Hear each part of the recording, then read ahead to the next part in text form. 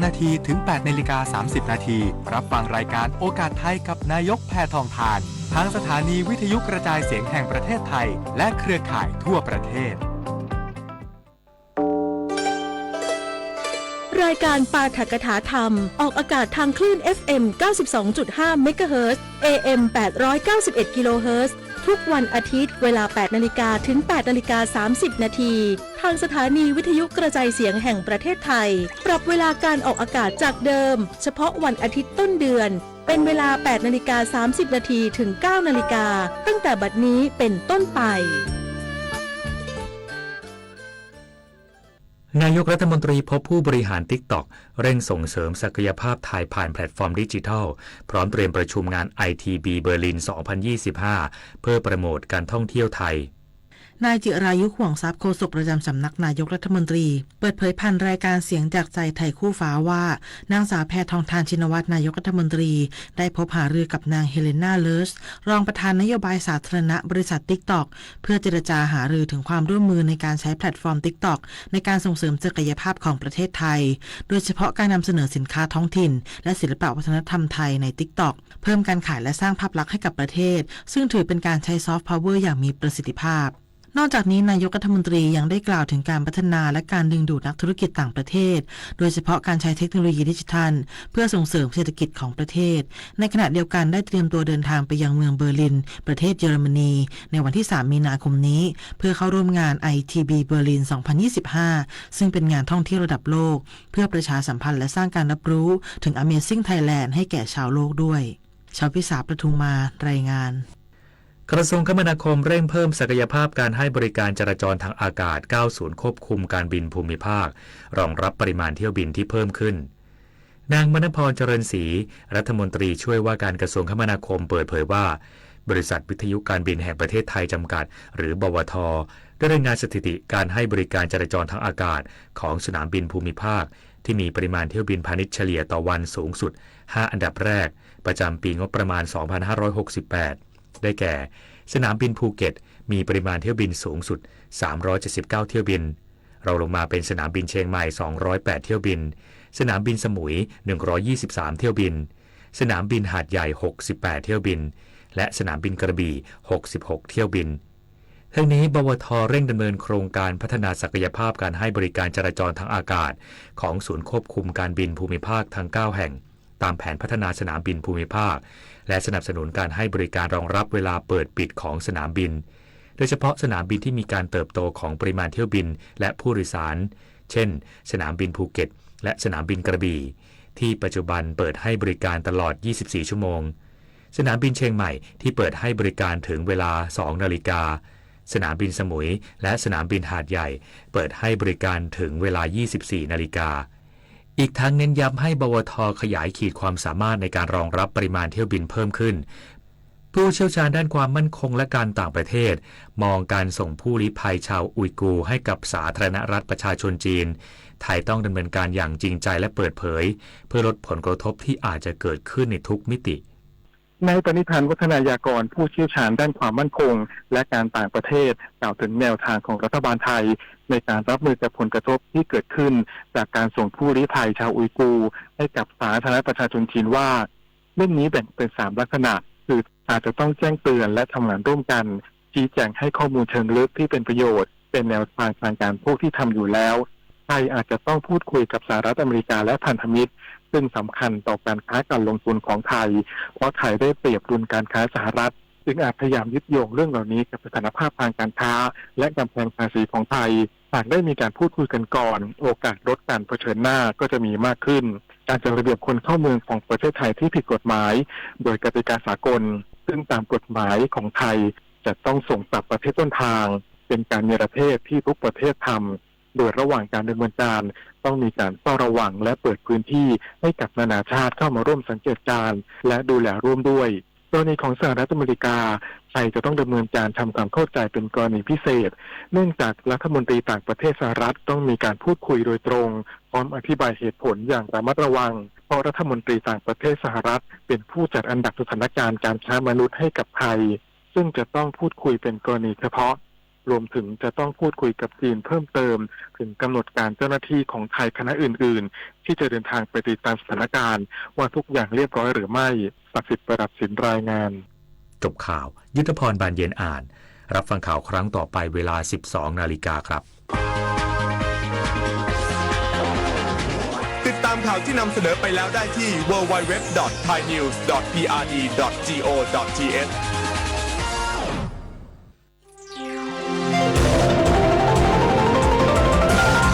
วิทยุแห่งประเทศไทย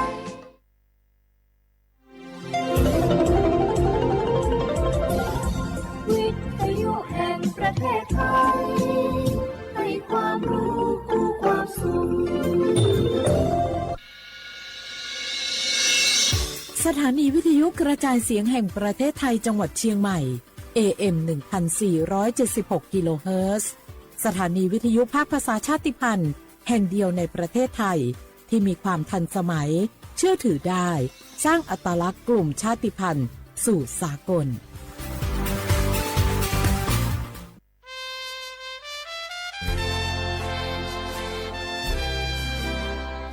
เกิดเป็นคนไทยเติบโตบนผืนแผ่นดินไทยจงภูมิใจในความเป็นไทยชาติไทยเรานั้นนับเป็นชาติที่มีความเป็นมาเก่าแก่ยาวนานเรามีภาษาวัฒนธรรมและมีสิ่งต่างๆที่เป็นเอกลักษณ์ให้เราได้ภาคภูมิใจในความเป็นคนไทยเราควรเห็นคุณค่าและมีความรักชาติหวงแหนแผ่นดินอันเป็นมรดกของบรรพชนร่วมภาคภูมิใจในความเป็นไทยโดยสำนักประชาสัมพันธ์เขต 3 กรมประชาสัมพันธ์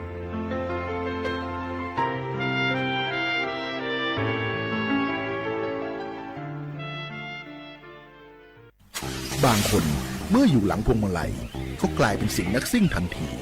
ขับรถต้องเหยียบให้มิดต้องเร็วกว่าไกลแต่ยิ่งขับเร็วอุบัติเหตุก็เกิดขึ้นได้เร็วเพียงเสี้ยววินาทีการขับรถเร็วเกินกว่ากฎหมายกำหนดก่อให้เกิดอุบัติเหตุทางท้องถนนมีผู้บาดเจ็บและเสียชีวิตเป็นอันดับต้นๆในแต่ละปี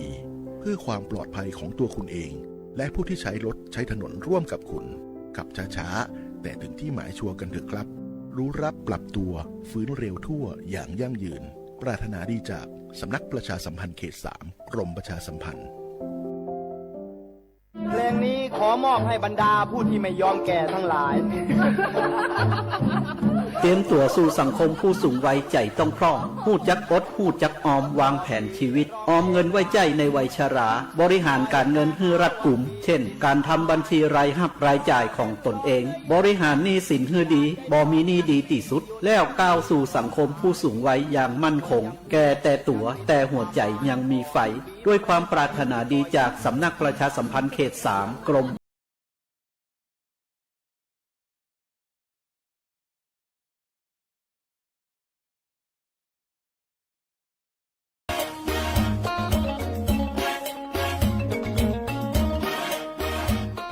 ลุง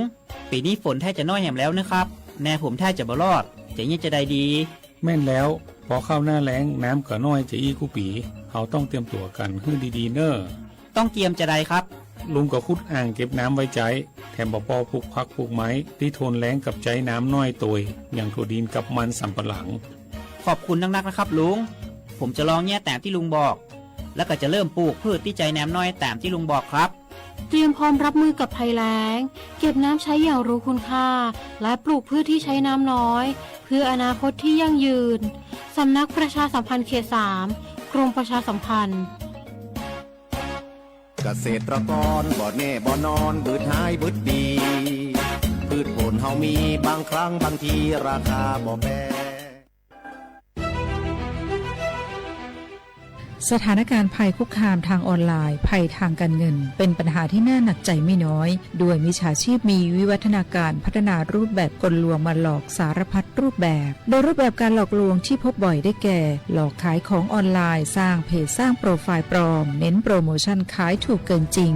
หลอกเปิดบัญชีม้าโดยให้เงินเจ้าของบัญชีเป็นการตอบแทนจากนั้นนำบัญชีไปรับโอนเงินที่ทำผิดกฎหมายหลอกกู้เงินส่งข้อความผ่าน SMS หรือโซเชียลมี เดียรวมถึงข่มขู่บัญชีไปพัวพันกับธุรกิจผิดกฎหมายหลอกลงทุนเช่นหลอกลงทุนแชร์ลูกโซ่สร้างบริษัทให้ดูน่าเชื่อถือให้ลงเงินหรือยื่นผลตอบแทนได้จริงในเดือนแรกๆแล้วชวนให้ลงเงินเพิ่มรวมถึงลิงก์เข้าสู่แอปพลิเคชันปลอมไม่คลิกลิงก์เข้าสู่แอปพลิเคชันที่แนบมาพร้อม SMS LINE หรืออีเมลที่น่าสงสัยไม่ส่ง URL ของแอปพลิเคชันต้องสงสัยต่อให้ผู้อื่นมิจฉาชีพออนไลน์มักสรรหากลวิธีใหม่ๆมาหลอกล่อและโน้มน้าวผู้คนให้ตกเป็นเหยื่ออยู่เสมอดังนั้นต้องหมั่นติดตามข่าวสารและพึงระลึกไว้เสมอว่าบริษัทองค์กรและหน่วยงานที่น่าเชื่อถือต่างๆโดยเฉพาะสถาบันการเงินและหน่วยงานราชการจะไม่ขอข้อมูลเชิงลึกหรือให้ลูกค้าทำธุรกรรมต่างๆผ่านช่องทางออนไลน์ไม่กดลิงก์ไม่รีบโอนไม่ให้ข้อมูล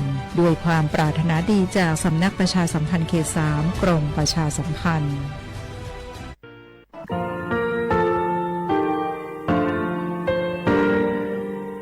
งาคือมีติปิเพกาวิเชลงาคือติกาติชูเลติเลเพกาวิมาเฮยาค่างาคือชอยาออตุคโลกาติเทวิออคโรคาติผาคาชูโยอาชูโยวิโยกาคาเดติเลอติเกกาพุติลาวิทัปาโตงาคือชอยาอาสติกาวิโยงาคือออตุคโลออคโรคากาติเทวิอือเวอีเวมาโกติยาลิเลทอกาอายีอือเวคาชเวเพวิโยอลักวงาคือออตุคโลออคโรคากาติยายามาเตียลาวิโลโกงาคือชอยาทอกาอาสติมากาวิคาชูงาคือมีติปิเพกาวิเจเลงาคือติมูติสุติเพเลอติกาลิเลอาชูโยเวอวูปุตาเวกันติภาคาเสติเกคาเดกากาติเทวิทัปาโตงาคือมีติปิจคิเพลากาวิโยเชเลงาคือเทโจโมโครคางาคือมียาถาตอคปิลาตาเวปุระเวติจเสนีเสหปามัชหปานิงาติจออกขอทา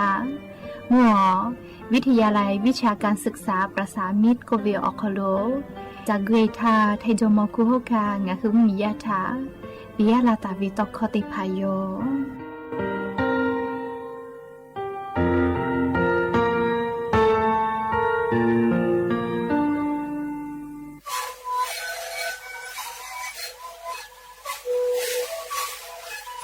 นี่คือมันคือยาแก้เชื้อเวออกเข้าชีแล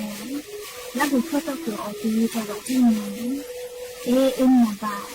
เต็งที่โอหาสิบกิโลเมตรเล่นเล่นหลอกเอาพ่อเอายาแก้เชื้อได้มาเลยดูแลได้ชิ้นมาเลยเล่นถือไปเอายาที่มาช่วยแต่แล้วก็มันเข้าพยายเล่นเล่นแล้วหัวข้อก็เชื้อเวและงานแล้วหัวข้อก็คือสมานนะคะโบเมดิโด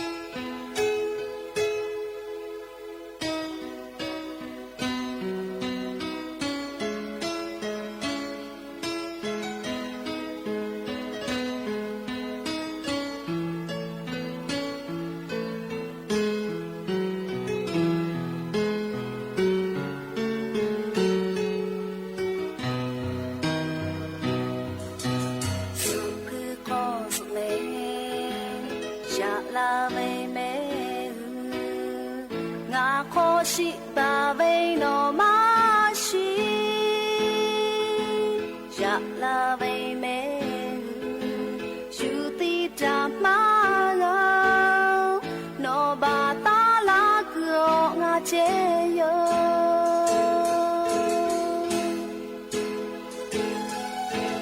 สุคือขอสุเลอย่าลาไปเมงาขอชิบาไปโนมาชิอย่าลาไปเมจูตีตามาโนบาตาลาโกงาเจโย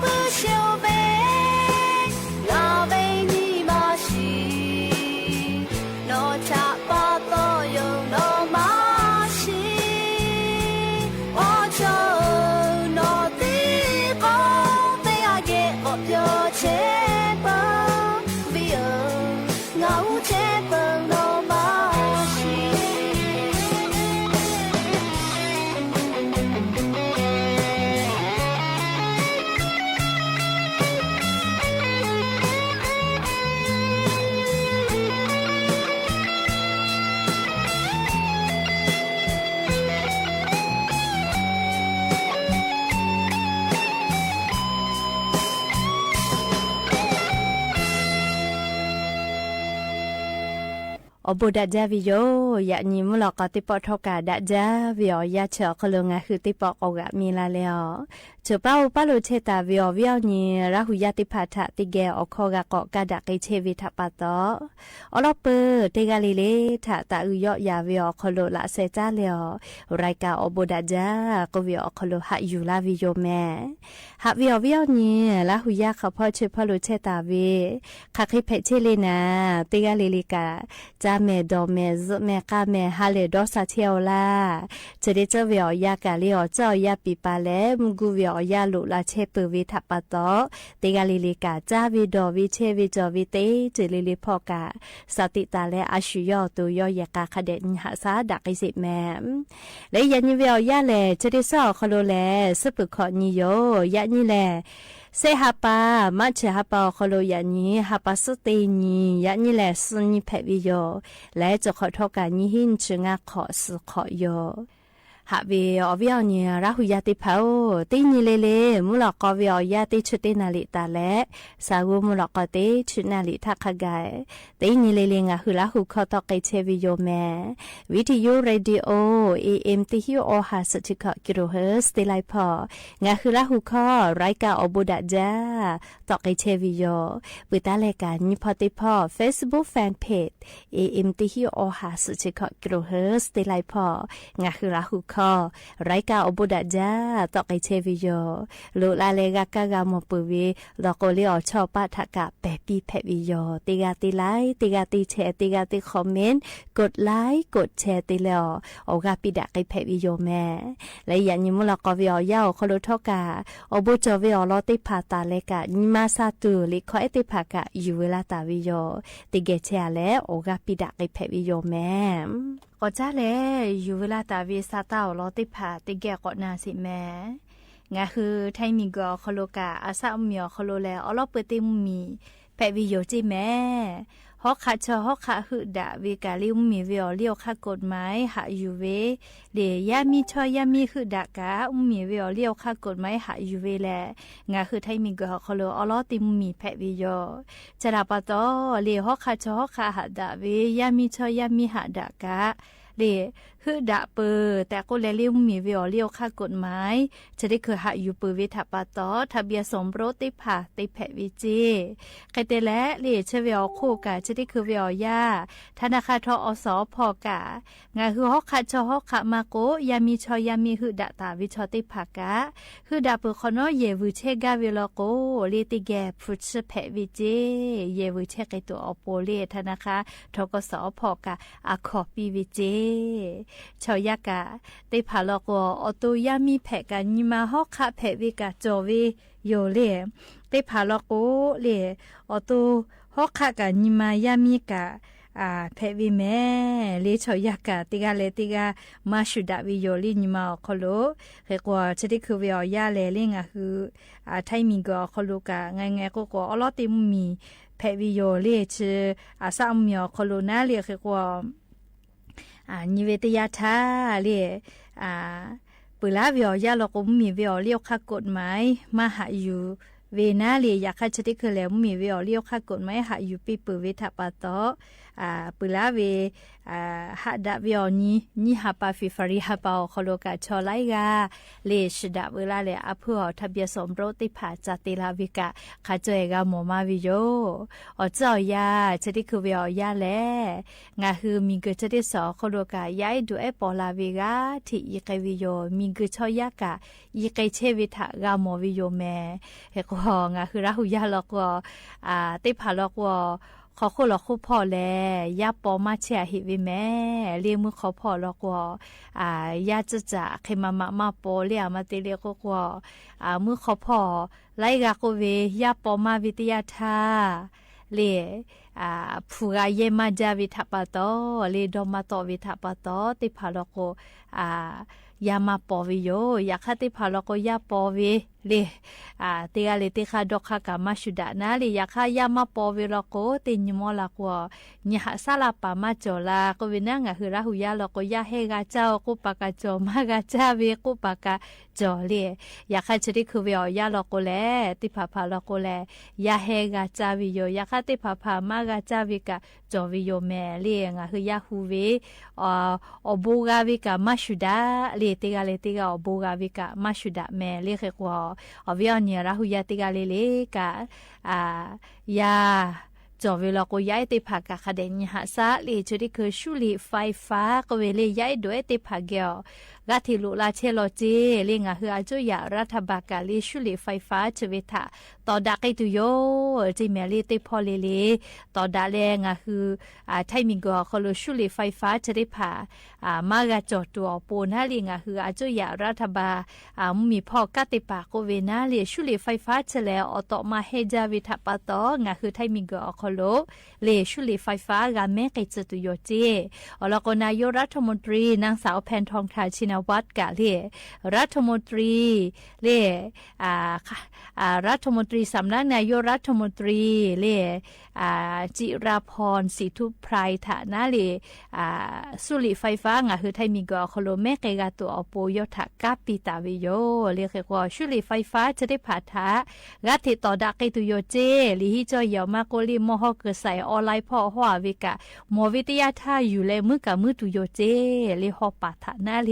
เรียกว่าย้ายติผ่าดอแล้วยีกะจ้าเวลโกเลต่อปีและหาซาปีไกตุโยเจเลหอลโกสุริไฟฟ้าเจแลเชซาจอสะพอติลูติสิมาจาเวออยจับปืวิทยาเพวิเจลิชกะอยู่เวลาแล้ววิอเนี่ยราหุยาติพัทธะเกามาลาวิโยแม่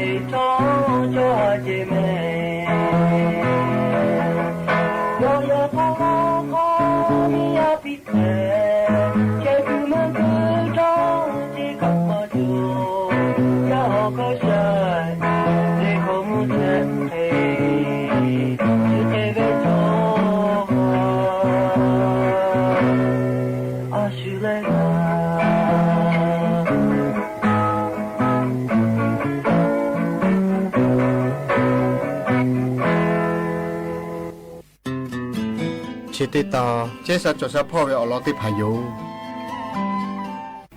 ยันเตปอทกา เชซาจซาพ่อวิออยาชะเดยาอคโลเชซาจซากาตูเวอบูจอเวอลอเอเตลออยู่เวลาตาวิโยยันเตปออยู่เวลาตาวิอลอลุมาแลอาโทมาที่จือจ้าเวลาโกงะคือเมสเมจ้าอโปดาวิเลโกเวอลออยู่เวลาวิโยงะคือคักเฮติจ้าเวลาโกงะคือเมสเมจ้าติพาดาลาตูเวเลโกเวอลอลุมาโยแมอาจาวิดอวิพอฉันนี่แต่นี่ป่าจุยจอป่านาวิจัยติผาโกเวียงะคือชอยะแลออเจติจากะมาหลอเจแม่สาเจติจากะมาหลอเจรอผามุน้อยติจากะมาหลอเจงะคือชอยะออตุคอโลแลติปูจาวิชออบูจอเวงะจืองะคือขับเปกะจาจอวิโยเจแม่ออเลสาเลว่าพระมุน้อยสาชูเลวิตามินติผาจะเคยอเจอติโปเลเลกังคือติแก่ขอจาจอวิโยจิแมเลติเจติจากโกมาดะเจงคืออเราซาอยู่เยตุเวอเจติผาชอจาตุดอตุอบูจอเวงาจือชะได้ผาทาดูวิโยเจเคโกเลยันนี่คือขอนิเวติยาทายาไอยันเนติผาชอว่าพระมุน้อยจะมาจาปุโอลอยายติผาโทมาจาตุถาจากวิเลโกโกยายติผาชอโอเลชุติเมียวิเลไซกรอกโกเวสาดีติผาไม่กะคอนุโอชุติอาวิโอเคเวติผาถาเจติจึเลโอเคเวจากไกมาวิโยเคโกเชเบญหายายด้วยติผาก่อนนิเวติยาทายายชออตุชูเวอานาเพมาวิโลจีแมงะคือชอยะเลเลนี่คือขักเคติจาวิโลกัวนี่คืออตุกาโอเคเพเวทาปาโตจาวิโดวิพอทกาอายุจาวิโยเชทาปาโตเลงะคือกอนิเวติยาทาเลงะคือเมชิเมจาดะตุอโปจาโจวิออเจติผาอโทมาจิเลโนคือชาลาไลกาลกัวชิตุโยเลเตผาผาโกวิโอก็พามุนน้อยวิออเจติผาโยเอโกวิโยจอเลโอเคโกกาไลกาโดวิเลแครอทก็เวเลวอมาฟุนเนี่ยวิโอเคเวติผาเจติเมสเมจ้าอปูดะวิแต่ดอวิโยอยากคามาเฮเจแมเลว่าพามุน้อยไล่จือจอเสเลงะคือเมสเมจ้าดะดูอปูอลอติเจเลสามาอยู่เจแมสามาอคโลทอกะเลอบูจอวิอเจติผาไล่จือจอวิโยเคกอสามาชกางะคือเมสเมจ้าดะดูอปูวิตามินติผาปิลาวิโยเจแมบัวเลว่าผับน้อยน้อยวิอเจติผาผับโบการีก็เวเลกูจ้าดีวิเลกูจ้าโอเลกูจ้าอปิห้อยเวคติเลหัวจ่าเลจะได้ผาทอกางะคือเมสเมจ้าอโปดะจาวิจ้าตัวเพวิโยเจแมแล้วก็ผับน้อยจะได้ผาน้อยวิอคโลสารต้านอนุมูลอิสระก็เวเลโรทีนก็เวซีเซนทีนก็เวอบูจอวิตามินเลสารอาหารจะได้ผาจอวิโยใช่ไหมและงาคือชอยาเมสเมจะเลสารต้านอนุมูลอิสระโรทีนก็เวจะได้ผาถาโรวิโยเจจะดับปะต้อเลยงาคือเมสเมจะคเดดกาเลวเมคเดโมปืกาวิลอกว่าผับน้อยงากุลาเปตาเวว่าจ้าอุวิเลว่าจ้าดีใครแต่เลยหัวจ่าเลสามาเตผาเลยว่ามาพุนเนี่ยเวว่าใครเวเตผาคเดจ้าโจวิลจ้าถูจะได้ผางาคือเมสเมจ้าอโปดะจ้าวิตามินเตผาโจวิโยเจแล้วชีวิตอคู่กับจอสิวิโยเจเมเลกาอุสก็เวเลกาอูอคอลุเซวิโอเวเตผาทอทากแล้วสังกะสีเตผาจอมาวิโยเจแม่เคโกทาดแล้วสังกะสีจะได้ผาเลงะคือเมสเมจะมากาลุยตูจอจะเตผาดะตูอโปกาปีวิโยเจแม่เคเตเลเลอิชิมาชเตผากะจอสิลองะคือเมสเมจะดะตูอโปมาพัสเลมาอุสมาจูสจะได้ผาทอวิตามินซีจงมาจาวีอิชิเพวิโยเลกะเลงะคือหมอกอเมื่อเลเบเวโอเคมากะเพตุเวติผากะวิตามินอีกะจอเลวกาลาวิโยจิแมมคาเตเลงะคืออิชิมาชิจะได้ผาคาเดจาวิโลโกกางะคืออุโนเนเลอุโต กาปูวีจอจะติจะชะได้มาดาวิโยจิแมมใครแต่แลตัวนู้ตัวซาวิสาได้ผ่าลกัวปลาทูเล่ปลาทูน่าปลาแซลมอนก็เวลัดชื่อก็เวงานชะได้ผ่าทอกาดาวีอบูจอวีอเจได้ผ่าเมสเมจ่าอบูจอวีโยจิแมจ่าจอวีอเจได้ผ่าลกัวใครเดจ่าจอวีโยเล่มาจ่าจอวีอเจได้ผ่าลกัวตาจ่าแม่จ่าวีดอวีชะได้ผ่าท่อจอหลอกุลวยงะฮือสอจ่าปื้อวีลโกอบูมาเชกาวีโยอยากคาท่อเล่จ่าปู่จ่าลือวีลกแวนี่คือละหูชมกจอแม่เลยวิบะก็วิโยเจจะถับปะตอจอหลอกคือเลยวิอคโลไงคือยาสอจับวิโยแม่แต่ก็แล้ววิอเนี่ยละหูยาติผาถาอามาติจือจ้าวิลโกไงคือเมสเมจะดาลาจูอปูกาลาวิเลก็วิอลอติผาอยู่เวลาแหละนี่คือละหูยาติผาถาชิลากาลาวิโยแม่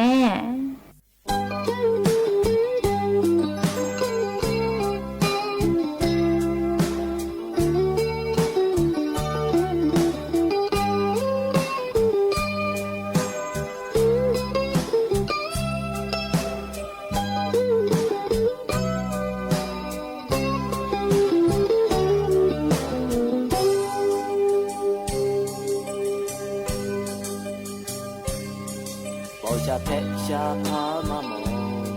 เจเทตีงาเตเชโอนาเวเยอากามาเสตุเฮงายาปามอตอจีกาเวงายามีชิจับฟูกาเวงาเมทาวไตเจเจกาเจอาเพเพกาเพเปียวเมจิตโปเลงาไอชานาเวเยอาชูโลชูลาตูชูคาชูตากาโลเตเลชูเทเลโอชาลากาตูมิซุโลตากาเตโยอาโลปุโทโอชาลากาเฮโดเลชูเกโลchicha nga le te be chite pole me o alaga sho na bu tho ne sha be ja za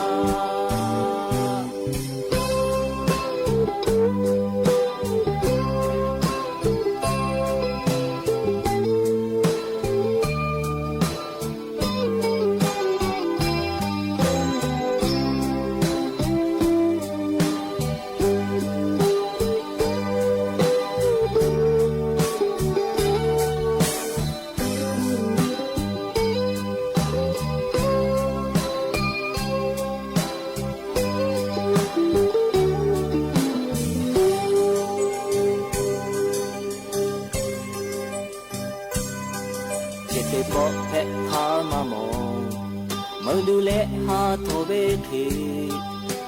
ตีมีโมเยเจจาโทเมโองายาปามอตอจีกาเบงายามีชิจับฟูกาเบซุมาเพคาปุยเมตาโยอาโลปุโทโอชาลากาเฮโดเลชูเกโลchicha nga le te be chite pole me o alaga sho na bu tho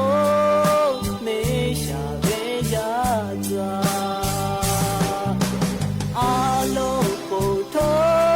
to sha la ga he do le shu ge lo cha chicha nga le te be chite pole me o alaga sho na bu tho ne sha be ja za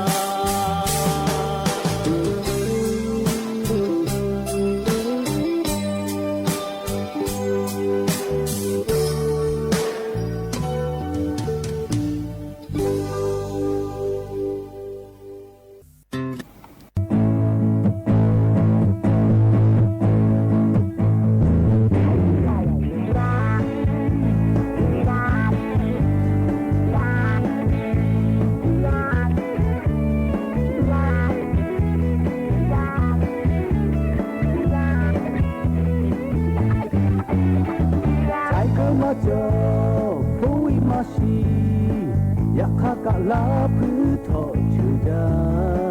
โนเออาโลติแควนานีมาจามุลาโอเอเตลาชมโคทามาชิมาบาสุสุกะมาจามาโดบุลาพุตะเลอิเตโอมาติกะเตเปเตจามาชะมาชีอากุทุเพนักปิยามีเมโชมาอาจาเปฟูมามากุมากุทุเปนักปิเมฟูอาจาลุเป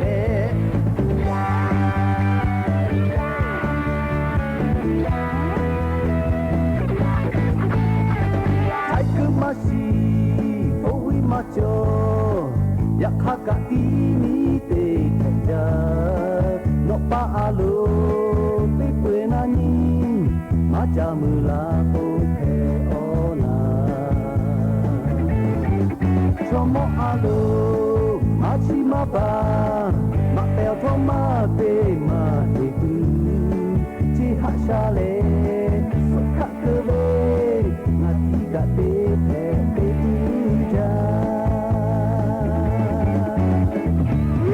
มาชีอากุฟุเพนักปิยามีเมโชมามาจาเพฟูมามากุอากุฟุเพนักปิเมฟูอากุฟุเพ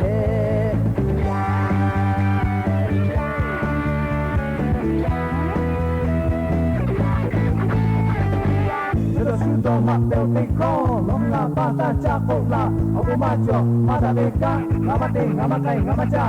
yanto sokoto patito macha mato no sorry shukane ni mashi ushimacho beto kinite sukare chiwe nga pecha imada mahibu odi okata cha ngata lorube ma leizula o lota paketu mamatsu matsu teitui usula le loto kalima nga pecha yo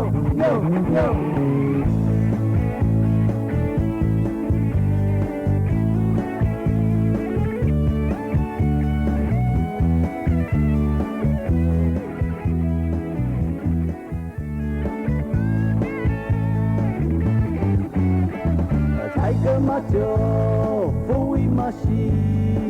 ya hakala puto chuja, no e alo, tipe nani, macha mula o pela. Chomo kota, machi maba, sushuka macha madobu, la puta le, imite o, natika te.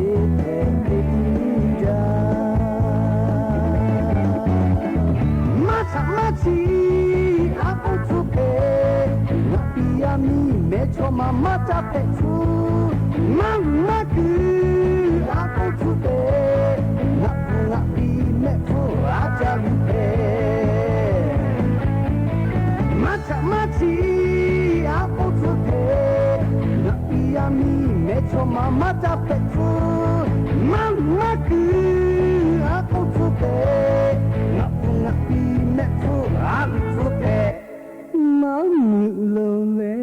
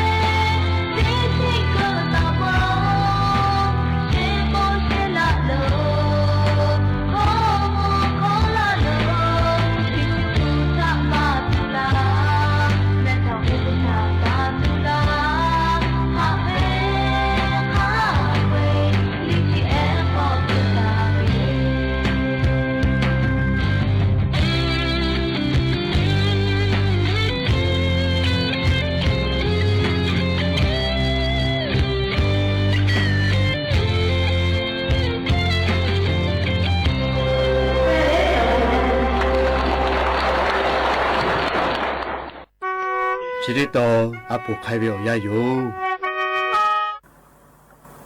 คือพืชเราคือแม่นี่เขียวชอบตีดาไปจีแต่ก็แม่นี่ชีวิตเขาคือเพื่อปุ๊บแม่ปีเลยคือเพื่อว่าแม่เนี่ยแต่มียอก็แล้วแม่จะเป็นแม่ดาไปจีอยู่เนี่ยแต่เราคือพืชชีวิตเราโยบชอบแม่นี่โยธาปุ๊บแม่ลาไปถ่ายโยจีกะมาตัวจ่อแต่เราโยบแม่ชีวิตปีกาปากาไป要不要买起来比那个都要不琢磨，有家没家为琢磨个家改为去，家那个多年了好了，有铺后面为去把去要多了啊，每年嘞说给没为不到，说给没家个做为不到，有家没家为琢磨嘞，每年琢磨拍就要得到嘞，每年琢磨给改为去，每年琢磨给改嘞，我别为。每年周末，拿来卡贝库木家狗车为周末陪来卡贝库那为有，下巴刀啊为我们不买为那全面你们那为，我们去的马去比老不比了，每年周末回来哦，有铺那多也为有，有家木家为周末啊买话，那个把周末做小，不是，那个是怕周末修理好嘛你看，没好年不是啊好年。冇做冇做不是，冇为我好吃那个地啊，我个他妈那个好提拨个个，提拨来宝马个，冇做冇打那个，我个把宝马个，加把到那边我们去，冇做冇个改，比那个好，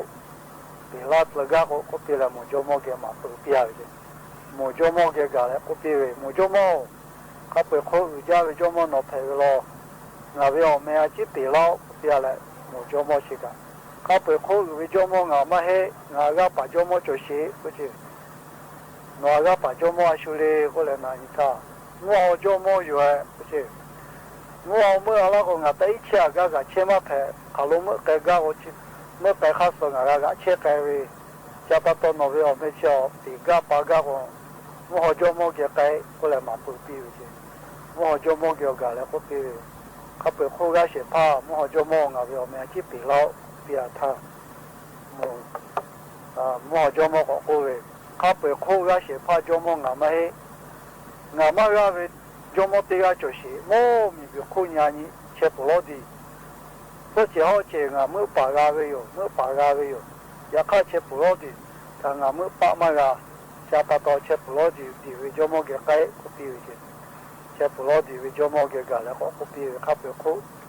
有些怕做么，啊为我们去比老比为些，吃不落做么好了，拿来多也会有啊，他不苦为做么嘛，那个把做小我就，啊所以那个把过了，还不去拿你比，我要好了，那个为叫我干农园，我叫干农做么个个，那吃不落地或者还吃个个。前嘛陪我干努老来，考ful陪那个把配位，我干努那个国际车位不比为些，这不来我干努做么个改，